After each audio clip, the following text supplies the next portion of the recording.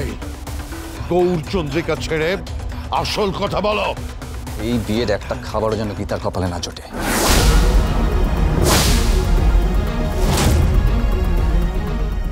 আপনি নিজে দায়িত্ব নিয়ে বাড়ি থেকে সরাবেন গীতাকে।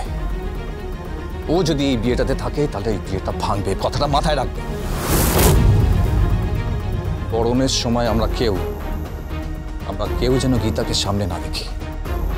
আপনি নিজের দায়িত্ব নিয়ে গীতাকে বাড়ি থেকে সরাবেন।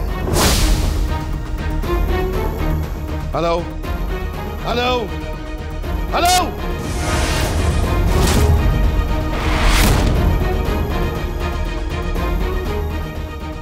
এত বড় স্পর্ধা! ওরা কি ভেবেছে আমাকে? ওরা আমাকে ভয় দেখিয়ে, আমাকে হুমকি দিয়ে, আমাকে দাবরানি দিয়ে, আমাকে কি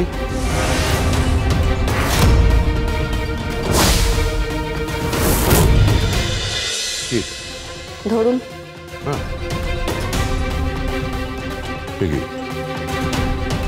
এ তো 5 লাখ টাকার একটা চেক। আমার বিপদের সময় বাবা যখন অসুস্থ ছিলেন তখন আপনি বাবার প্রাণটা বাঁচিয়েছিলেন, তার জন্য আমি আপনার কাছে কৃতজ্ঞ। কিন্তু ঋণ, শত্রু আর আগুন এগুলোর শেষ রাখতে নেই, তাই আমি টাকাটা ফিরিয়ে দিলাম। এত টাকা তুমি পেলে কোত্থেকে? পারিশ্রমিক অগ্রিম দিয়েছেন, একটা নতুন ক্লায়েন্ট জুটেছে, তিনি আমাকে টাকাটা অগ্রিম দিয়েছেন। ব্যাস, অন্তত কাঁধ থেকে একটা বোঝা তো নেমে গেল, তাই না? আর আপনার পরিবারের সকলকে বলে দেবেন যে আমি বস্তিতে থাকতে পারি, গরিব হতে পারি, কিন্তু ভিখিরি নই। আর আপনার বাড়ির অন্ন আর আমি কোনোদিন গ্রহণ করব না, সেটাও সকলকে বলে দেবেন। 1 মিনিট। এতটাই যখন করলে তখন আমার আরেকটা অনুরোধ রাখবে। কি? তুমি কিছু মনে করবে না তো? না, বলুন। তুমি আমাকে অনেক কিছু দিয়েছ, আমার কাছ থেকে নিয়েওছ অনেক কিছু। আমি কি নিয়েছি? আমার মান, আমার সম্মান,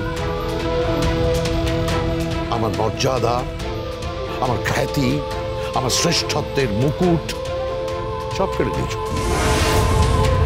ওটের মধ্যে লোকে আসে,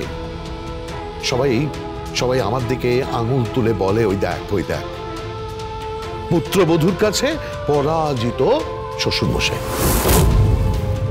না না, আমি আমি আমি আমি তাও মেনে নিয়েছি, কিন্তু এবার আর আমি হার মানতে রাজি নই। আমি চাই যে অ্যাডভোকেট গীতা গাঙ্গুলি এ বাড়ি থেকে চলে যাবে।